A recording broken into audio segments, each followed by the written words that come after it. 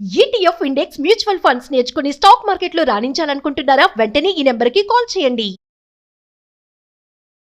Welcome to Suman TV. నేను మీ Suman TV Nag. పగడాల ప్రవీణ్ గారు. ఈయన విషయంలో ఎప్పటికప్పుడు కొత్త విషయాలు వెలుగులోకి వస్తూనే ఉన్నాయి. కొంత సందిగ్ధం కూడా ఉంది. ఏం జరిగి ఉంటుంది ఏంటి అనుకునేటువంటి క్యూరియాసిటీ కూడా ఉంది. కొంత మేరకు ఇన్ఫర్మేషన్ రావాల్సినటువంటి అవసరం ఉంది. ఇప్పుడున్న అప్డేట్స్ ప్రకారం కనుక మనం చూస్తే విజయవాడ ఆ ఏరియాలోకి వెళ్ళినప్పుడు ఏం జరిగింది, సో వాటికి సంబంధించినటువంటి పూర్తి వివరాలు ఏంటి అనేది ఈరోజు మనతో పాటు హైకోర్టు అడ్వకేట్ అలాగే రవీంద్రనాథ్ గారు ఉన్నారు. అది వారి మాట్లాడి తెలుసుకుందాం. Hello sir.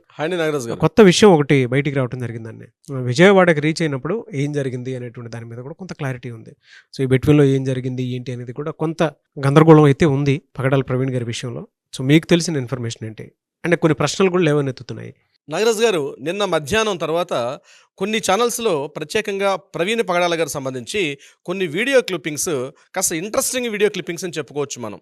అంటే 4 గంటల పాటు విజయవాడలో ఎక్కడ ఉన్నారు ప్రవీణ్ పగడాల గారు, ఎక్కడెక్కడ తిరిగారు, అంటే ఏ ప్రాంతాల్లో ఉన్నారు, ఎందుకంటే ప్రతి టోల్ గేట్లో ఉన్నటువంటి వీడియో ఫుటేజ్ మనం తీసుకున్నాం తప్పించి ఈ మధ్యకాలంలో అంటే 4 గంటల 30 నిమిషాల నుంచి రాత్రి మరలా ఆయన స్టార్ట్ అయినటువంటి 9 గంటల 15 నిమిషాల వరకు ఈ గ్యాప్లో అంటే పుట్టిపాడు టోల్ గేట్ దగ్గర నుంచి ఈ గ్యాప్లో ఆయన ఎక్కడ ఉన్నారనే విషయం మీద మనం కూడా కొన్ని వీడియోస్ చేయడం జరిగింది. ఆ విషయాల మీద నిన్న కొన్ని ముఖ్యంగా తెలుగు ఛానల్స్ కొన్ని ప్రత్యేకంగా ఈ వీడియో కథనాలు అయితే కొన్ని క్లిప్పింగ్స్ అయితే రిలీజ్ చేయడం జరిగింది. చాలా ఇంట్రెస్టింగ్ అనిపించింది. అంటే ఏవైతే ఇక్కడ హత్య లేకపోతే యాక్సిడెంట్ అన్నటువంటి విషయం మీద సందిగ్ధావస్థలు రకరకాల వెర్షన్స్, ముఖ్యంగా క్రైస్తవ సంఘాలన్నీ కూడా ఇది పూర్తిగా హత్య అని చెప్పి వాళ్ళు మాట్లాడడం, లేదు ఇది యాక్సిడెంట్ చెప్పి ముఖ్యంగా కొన్ని మీడియా కథనాలు రావడం, అంటే ఈ యొక్క కన్ఫ్యూజన్ది చూస్తున్నటువంటి ఎవరైతే ఉన్నారో, దీన్ని ఎవరైతే ఫాలో అవుతున్నటువంటి ప్రతి ఒక్కరు కూడా ఇది అనుమానాస్పద మృతిగా ఉందా లేకపోతే హత్య చేశారనే విషయం మీద డిఫరెంట్ ఒపీనియన్స్ వెలుగు చూస్తుంటే ఈ తరుణంలో ఎప్పుడైతే నేను మధ్యాహ్నం నుంచి దీనికి సంబంధించినటువంటి ఈ కొన్ని వీడియో ఫుటేజ్, అదేవిధంగా కొన్ని పోస్టులు, అదే కొన్ని పిక్చర్స్ రిలీజ్ చేశారు. అవి కాస్త ఇంట్రెస్టింగ్ అనిపించాయి. ఏదేమైనప్పటికీ కూడా పోలీస్ డిపార్ట్మెంట్ నుంచి వచ్చినటువంటి మనం కన్ఫర్మేషన్ చేసుకోవాలి. బట్ మీడియా కథనాల్లో మాత్రం కొన్ని భిన్న సోలు వినిపించాయి. అంటే ఇక్కడ ఆయన ఒక ఫుట్పాత్ దగ్గర ఆయన కూర్చుని తన బైక్ని అక్కడ స్టాండ్ పెట్టి ఆ కూర్చుని ఇమేజ్ ఏదైతే ఉందో అది చూసి చాలా డౌట్స్ అయితే రేజ్ అవుతున్నాయి. కొంతమంది ఏంటంటే ఆయన లిక్కర్ తీసుకొని ముఖ్యంగా ఆ లిక్కర్ ఒక షాప్లో కూడా ఒక లిక్కర్ షాప్లో ఆయన పర్చేజ్ చేసినటువంటి కొన్ని వీడియో ఫుటేజ్ కూడా తీసుకొని రావడం జరిగింది. అది కూడా నిన్నటి నుంచి ఖచ్చితంగా సర్క్యులేట్ అవుతున్నాయి. ప్రవీణ్ గారు లిక్కర్ కన్జ్యూమ్ చేశారా, లిక్కర్ కన్జ్యూమ్ చేయలేదా, ఇవన్నీ కూడా దర్యాప్తు బృందాలు కన్ఫర్మేషన్ చెప్పాల్సిన ప్రయత్నాలు అయితే ఉంటాయి. కానీ మీడియా ఫోర్త్ ఎస్టేట్గా మాట్లాడుతున్న మీడియా అయితే కాస్త ముందుకు వెళ్ళి కొన్ని ఆధారాలు సేకరించే ప్రయత్నం చేశారు. జస్ట్ మనం ఈ వీడియో చూస్తున్న కొన్ని నిమిషాలకు ముందు కూడా పోలీసులు కూడా కొన్ని వివరాలు చెప్పడం జరిగింది. విజయవాడ టౌన్లో ఉన్నటువంటి 200 కెమెరాల వరకు మేము పరిశీలించాము. ఆ 200 కెమెరాల్లో పరిశీలించి ఏదైతే ఉందో అందులో వచ్చినట్టు ఒక సీసీ ఫుటేజ్ ప్రకారం ముఖ్యంగా రామవరప్పాడు అన్నటువంటి ప్రదేశం, అంటే ఒక టోల్ గేట్ ఉంటుంది, రామవరప్పాడు అనే ప్రదేశం దగ్గర ఆ ఏదైతే మెయిన్ రోడ్ ఉంటుందో మెయిన్ రోడ్ ఒక 50 మీటర్ల డిస్టెన్స్ లో సైలెంట్ గా, అంటే తన మెడ వంచి కూర్చొని పక్కన బైక్ ఉంది అక్కడ కూర్చుంటుంది, దానికి సందర్భంగా చెప్తూ ఇదైతే ఆయన అక్కడ రావడం జరిగింది. ఒక టీ షాప్ దగ్గర కూడా టీ తాగారని చెప్తూ ఆ పక్కన ఫుట్పాత్ ఉన్నటువంటి ఆ ప్రదేశంలో కూడా కాసేపు ఆయన పడుకున్నారని, అక్కడ సీసీ ఫుటేజ్ వెలుగులోకి వస్తే కానీ ఈ విషయాలు మనకు కన్ఫర్మేషన్ వస్తుంది. బట్ మీడియాలో ఉండే వార్తా కథనాలు పోలీసు అయితే కన్ఫర్మ్ చేశారు 50 మీటర్ల డిస్టెన్స్లో ఆయన అక్కడ కూర్చున్నారని చెప్పి, అదేవిధంగా హెడ్లైట్ అప్పటికే పగిలి ఉందని. అంటే బహుశా ఏ రకమైన ఊహాగానాలు ఉంటాయండి. బహుశా ఆయన కోదాడ అదేవిధంగా ఉన్నటువంటి ఆ ప్రాంతాలు ఎక్కడ లిక్కర్ కన్జ్యూమ్ చేసుకొని ఆయన బైక్ డ్రైవ్ చేసుకుంటూ వస్తున్నారు. బైక్ డ్రైవ్ చేసుకొచ్చిన తర్వాత రామవరప్పాడు ప్రదేశం దగ్గర ఆగేసరికల్లా అక్కడ ఎక్కువసేపు, అంటే ఒక విషయం నాగరాజు గారు, 45 ఏళ్ల వయసు ఉన్నటువంటి వ్యక్తి, బీపీ ఉండొచ్చు, షుగర్ ఉండొచ్చు, మనకే తెలియదు. సాధారణంగా 45 ఏళ్ళు అంటే ఇట్స్ కంటిన్యూ ఆల్మోస్ట్ ఇప్పుడు మధ్యాహ్నం 11 గంటలకి మిట్ట మధ్యాహ్నం సమ్మర్లో ఎండలో బయలుదేరినటువంటి వ్యక్తి నాన్ స్టాప్గా ప్రతి టోల్ గేట్లో కూడా మనం టైం లైన్ చూసాం.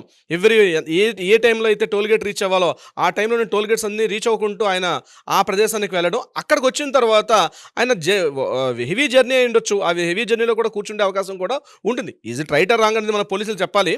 బట్ ఎందుకు అలా కూర్చున్నారు అంటే ఆయన మీద అటాక్ చేశారంటే ప్రతిదాన్ని నెగిటివ్గా తీసుకోవాల్సిన అవసరం లేదు నాగరాజు గారు. ప్రతి విషయాన్ని కూడా, అంటే ఏ వీడియో క్లిప్పింగ్ వస్తుంటే ఆ వీడియోని కూడా నెగిటివ్ గా తీసుకోవాల్సిన అవసరం లేదు. లిక్కర్ కన్జ్యూమ్ చేశారు అదని ఇదని, ఆ వెహికల్ హెడ్ లైట్ పగలడానికి కారణాలు ఏంటి అనేటువంటి దాని మీద కూడా ఊహాగానాలు రకరకాలుగా ఉన్నాయి. నెగిటివిటీ ఇవంతా కూడా ఏంటంటే ఒక నెగిటివిటీ స్ప్రెడ్ అవుతుంది. వాస్తవం ఒకటి ఉంటుంది, నెగిటివిటీ బాగా స్ప్రెడ్ అవుతుంది. దేన్ని యాక్సెప్టెన్స్ ఇచ్చే పరిస్థితులు లేరు.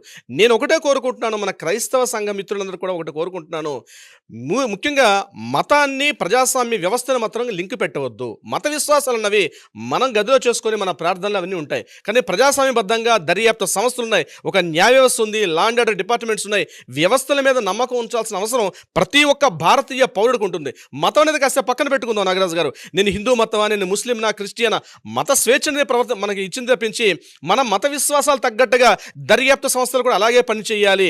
నేను అనుకున్నట్టుగానే ఈ రిపోర్ట్ అట్లాగే రావాలి, రిపోర్ట్ రాకపోతే మా దర్యాప్తులు మేము చేస్తాం, మా విచారణలు మేము తీస్తామని కొన్ని రకాలైనటువంటి కొన్ని వీడియో కథనాలు మనం చూస్తున్నాం. ఇది కరెక్ట్ అయిన పద్ధతి కాదు. దర్యాప్తు సంస్థ వారు ముఖ్యమంత్రి స్థాయిలో చంద్రబాబు నాయుడు గారు చెప్పారు, హోమ్ మినిస్టర్ గారు చెప్పారు, అదేవిధంగా ఐజీ స్థాయి ఉన్నటువంటి ఏలూరు రేంజ్ ఐజీ గారు అశోక్ కుమార్ గారు పెద్ద స్థాయి ఒక దర్యాప్తు సుమారుగా 5 టీములు డివైడ్ అయిపోయి దీని మీద పూర్తిగా పరిశీలిస్తున్నారు. వచ్చిన పోస్ట్ మార్టం రిపోర్ట్కి వీటి లింక్ పెట్టి అతి తొందరలో ఒక 2-3 రోజుల్లో పూర్తిగా వెలుగులోకి వచ్చే అవకాశం ఉంటుంది. కానీ ఇది కూడా పేషెన్స్ని పట్టుకోలేకుండా ప్రజాస్వామ్యాన్ని పూర్తిగా వ్యవస్థల్ని తప్పుపడుతూ మాట్లాడడం అంది ఎట్టి పరిస్థితుల్లో కూడా వేరే వాళ్ళు కూడా రెచ్చగొట్టినట్టు ఉంటుంది. నిజంగా ఏ వ్యవస్థ అయినా సరే మత విశ్వాసాలని లింక్ అప్ పెట్టకూడదు. మత విశ్వాసాలే ఎవరి మత విశ్వాసాలు పాటించుకోవాలి. That is the different point of view. జరిగిన సంఘటనని దీన్ని క్రోడీకరించేసి లింక్ పెట్టి ఇది ఇలాగే జరగాలి అంటే ఆ సంఘాల్లో ఉన్నటువంటి ప్రముఖ వ్యక్తులను చెప్పబడుతున్న కొంతమంది వ్యక్తులు కూడా మా దర్యాప్తులు మేము చేస్తాం, మా విచారణ మేము చేస్తాం, ఇది కరెక్ట్ కాదు. మీ దగ్గర ఆధారాలు ఉంటే ఆధారాలు వెలుగులో తీసుకురండి. ఎస్పీ గారు క్లియర్గా చెప్పారు, మీ దగ్గర ఉన్న ఆధారాలు ఉంటే కూడా వాటిని ప్రవేశపెట్టండి, మేము కూడా వాటిని ఫాలో అవుతామని. నేను ఒకటే అడుగుతున్నాను ఈ యొక్క వేదిక ద్వారా, సుమారుగా ఇప్పుడు 2-3 రోజుల నుంచి నడుస్తున్నటువంటి ఏదైతే ఈ తతంగం ఉందో దీనికి సంబంధించిన అవును కాదు, ఎస్ఆర్నో, ఇది హత్య అని లేకపోతే ఇది యాక్సిడెంట్ అని చెప్పినట్టు ఈ విషయం మీద రకరకాల భిన్నస్వరాలు వస్తున్నప్పుడు మీ దగ్గర ఆధారాలు ఉంటే ఎందుకు చూపించలేకపోతున్నారు? ఒకటే సూటిగా ప్రశ్న, మీ దగ్గర ఆధారాలు వాళ్ళు ఎట్లయితే చూపిస్తున్నారో మీడియా కథనాలు ప్రవేశపెడుతున్నారో, ఎందుకంటే ఎందుకు నేను ఆ మాట అంటున్నానంటే నాగరాజు గారు, ఆయన బయలుదేరింది ఒక ప్రత్యేకంగా తన వ్యక్తిగత పని మీద బయలుదేరారు. అదేవిధంగా చాగలలో ఒక ప్రచార నిమిత్తం బయలుదేరారు. ఎవరినెవరినో కలిసి ఉంటారు కదా, ఎవరెవరికో ఏ విషయాలు చెప్పుంటారు కదా, వాళ్ళు మీడియా ముందుకు వచ్చి ఎందుకు మాట్లాడలేకపోతున్నారు? ఆయన చాలా మందిని కలిసి ఉంటారు, వాళ్ళు బయటకు వచ్చి ముందుకు వచ్చి చెప్పాల్సినటువంటి బాధ్యత కూడా బాధ్యత ఉంది. ఎవరెవరు కలిశారు, ఇప్పుడు ఇది జరిగింది, నిన్న ఒక వీడియో ఫుటేజ్ వచ్చాయి, ఇది కాదు మా దగ్గర ఇటువంటి వ్యక్తులు ఉన్నారు, కాస్త వ్యక్తులను మాట్లాడి నాతో మాట్లాడారు, నేను ఈ విషయాన్ని మాట్లాడాను, నేను ఇది కన్ఫర్మ్ చేస్తున్నాను అని చెప్పి మాట్లాడాల్సిన అవసరం అయితే ఉంటుంది. మీ దగ్గర ఇన్ఫర్మేషన్ ఉంటే మీడియా దర్యాప్తు సంస్థలకు కూడా మీరు సహకరించాలి. సహకరించకుండా పరిధిని దాటి అవకాశాన్ని దాటి దీనిని కూడా అడ్వాంటేజ్ తీసుకుని మాట్లాడాలనుకోవడం అనేది తప్పనైతే నేను మాట్లాడుకు. ఎందుకంటే న్యాయ వ్యవస్థ మీద కూడా చాలామంది మాట్లాడడం జరిగింది, న్యాయవాదులను కూడా మాట్లాడడం జరిగింది, లా అండ్ ఆర్డర్ డిపార్ట్మెంట్ కూడా మాట్లాడడం జరిగింది, ప్రభుత్వాల మీద కూడా మాట్లాడడం జరిగింది. మనం ఎన్నుకున్నటువంటి మన ప్రజాస్వామ్య ప్రభుత్వాల మీద ఏ ఒక్క వ్యక్తి మాట్లాడినా అది ఏ మత సిద్ధాంతం అయితే ఏ మత సిద్ధాంతం వారైనా సరే వాటిని అయితే హర్షించావు నాగరాజు గారు. సంఘటన జరిగింది, సంఘటన మీద దర్యాప్తు సంస్థలు పనిచేస్తున్నాయి, వెలుగులోకి వస్తే విషయాలు వెయిట్ చేయాల్సిన అవసరం అయితే ఉంటుంది. ఓవర్ నైట్ నాకు జరిగింది, నాకు తెలిసింది కాబట్టి నిమిషాల్లో నాకు రిజల్ట్ ఇచ్చేయాలంటే రిజల్ట్ ఇచ్చే పరిస్థితిలో ఉండరు. అవి దానికి కావాల్సిన టైం తీసుకుంటారు. ఎందుకంటే ఏపీ పోలీసులు అనేవాళ్ళు డెఫినెట్గా అద్భుతమైనటువంటి టెక్నాలజీ ఉన్నటువంటి వ్యక్తులు. ఇది ఏ ఒక్క మతానికో ఏ ఒక్క వ్యక్తుల్లో దీన్ని కవర్ చేసే పరిస్థితి ఉండదు. 100% ఉండే అవకాశం లేదు. ఎక్కడో లింక్ని తీసుకొచ్చి బోడిగుండికి మోకాలుగా లింక్ పెట్టుకుంటూ మాట్లాడడం అంది నోరుంది కాబట్టి నేను మాట్లాడచ్చు. కానీ సాక్ష్యం అనేది ఇంపార్టెంట్. కోర్టులో కానీ సంఘటనలో కానీ లా అండ్ ఆర్డర్ డిపార్ట్మెంట్లో సాక్ష్యానికి ఉంటుంది తప్పించి ఏడుపులకు మాత్రం ఎట్టి అవకాశం ఉండదు నాగరాజు గారు. సో విజయవాడలో ఏం జరిగింది అనేటువంటి దాని మీద కూడా కొంత సందిగ్ధం ఉందండి. అవునండి నాగరాజు గారు. సో చూద్దాం, అంటే అక్కడ ఉండేటువంటి సీసీ ఫుటేజ్ని బట్టి ఆయన ఎక్కడెక్కడికి వెళ్ళారు, ఎవరెవరిని కలిశారు అనేటువంటి దాని మీద కూడా మాకు కొంత విషయం అయితే సేకరించినట్లు అవుతుంది. దాంతోపాటు కొంత క్లారిటీ వచ్చే అవకాశం కూడా ఉంటుంది. అక్కడ ఏం జరిగిందనే దాని మీద అక్కడ పరిసర ప్రాంతాల్లో ఉండేటువంటి అతను ఒక అబ్బాయే మాట్లాడటం జరిగింది. ఇందాక ఒక వీడియో కూడా మీరు చూశారు.